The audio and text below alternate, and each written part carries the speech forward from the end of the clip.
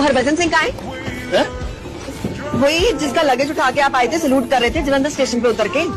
आप बाबा जी की बात कर रहे हो क्या? पापा जी 22-23 साल का लड़का था, इसके जितना होगा। हाँ। मैडम जी वो 22-23 साल के थे, तब निकल लिए।